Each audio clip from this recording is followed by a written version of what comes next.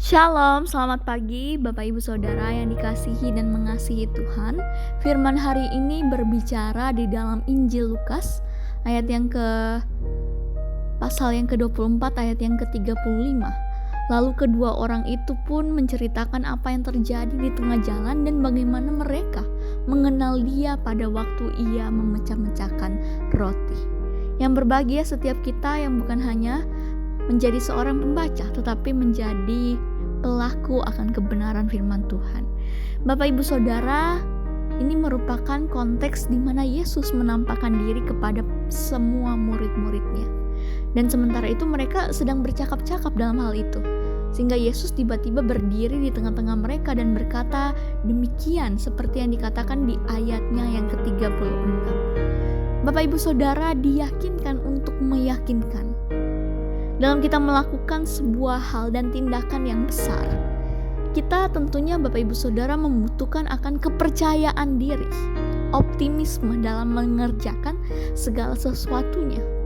Untuk mendapatkan kepercayaan diri itu terkadang kita membutuhkan dukungan dari banyak orang, pihak-pihak lain, bahkan orang terdekat kita sekalipun.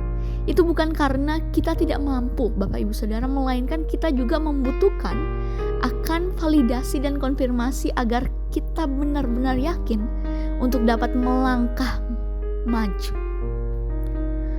Begitupun dengan para murid. Di sini digambarkan setelah kehilangan harapan setelah kematian Yesus.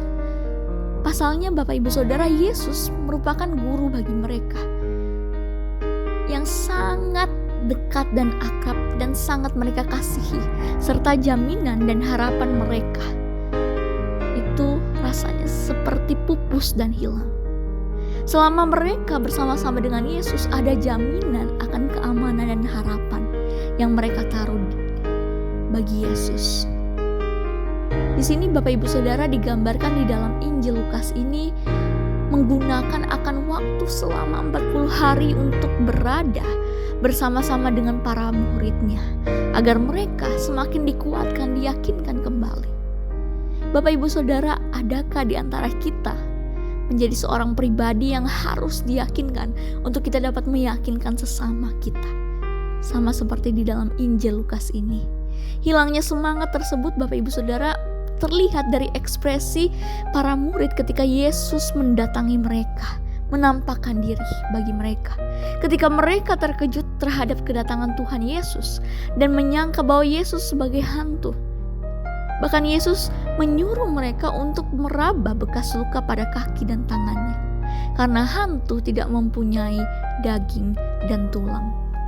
Bapak Ibu Saudara, setelah hal itu Tuhan Yesus makan ikan goreng bersama dengan mereka.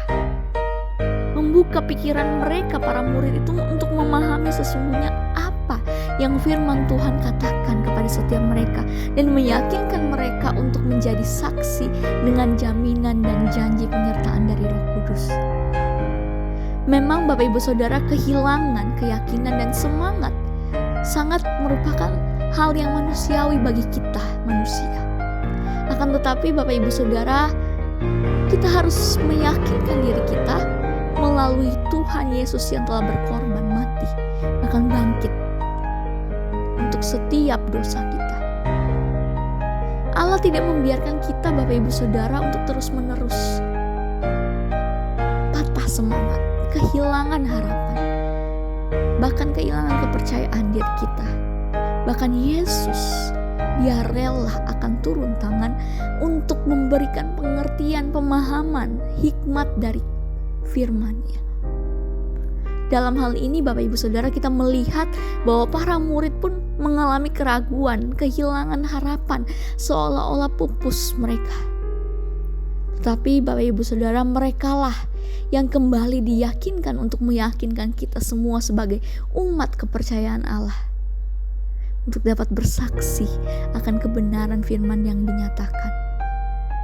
Sudahkah kita Bapak Ibu Saudara terlebih dahulu diyakinkan sebelum dapat meyakinkan orang lain untuk memberitakan kebenaran Injil itu sendiri sebagai satu-satunya jaminan keselamatan akan harapan kita di masa depan, kini dan seterusnya selamanya. Seperti para murid, Bapak Ibu Saudara, kita pun sudah diyakinkan. Dan dengan seyakin-yakinnya kita dapat memberitakan firman dan menyebarkan kasih Allah. Barulah setelah itu kita akan dengan tulus diutus untuk meyakinkan orang lain terhadap kebenaran dan saksi-saksi itu bagi setiap umat percayanya. Mari kita mengambil waktu sejenak, mari kita berdoa. Bapa yang penuh pengasih, kami bersyukur dan berterima kasih di balik ini semua. Tuhan masih merancangkan yang terbaik di dalam kehidupan kami. Kami percaya dan kami berdoa apa yang sedang kami lakukan dan apa yang telah kami pahami di dalam perikop ini, bahwa para murid pun dalam perjalanan mereka menuju Emmaus, mereka senantiasa berdoa. Mereka senantiasa di balik keterpurukan itu, mereka masih mau memahami akan kebenaran firman-Nya. Kami percaya kami pun juga sebagai anggota gereja, baik kami juga yang telah ditempatkan, dipercayakan sebagai pemimpin gereja, diberikan hikmat menjadi alat Tuhan untuk memberi pembimbingan bagi umat kepercayaan Tuhan, khususnya bagi mereka yang belum mengenal kasih dan karya Tuhan, keselamatan yang Tuhan nyatakan di dalam kehidupan mereka.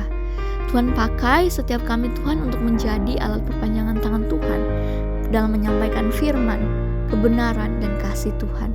Kami juga bersyukur dan berterima kasih di balik ini semua Tuhan masih memberikan juga kepada Bapak Wisang Geni kesehatan selalu, berikan juga hikmat dan kebijaksanaan bagi beliau di dalam masa-masa, juga diberikan hikmat penyertaan di balik ini semua dalam ulang tahunnya juga beserta dengan Bapak Yudisiaan. Kiranya Tuhan memberkati setiap apapun yang dikerjakan, baik keluarga bersama dengan relasi. Berikan kesehatan selalu, hikmat dan kebijaksanaan bagi Bapak Wisang Geni dan Bapak Yudisiaan. Inilah setiap doa dan permohonan kami panjatkan di dalam nama Yesus Kristus. Kami berdoa dan mengucap syukur. Haleluya. Amin. Selamat beraktivitas. Tuhan Yesus memberkati Bapak Ibu Saudara sekalian.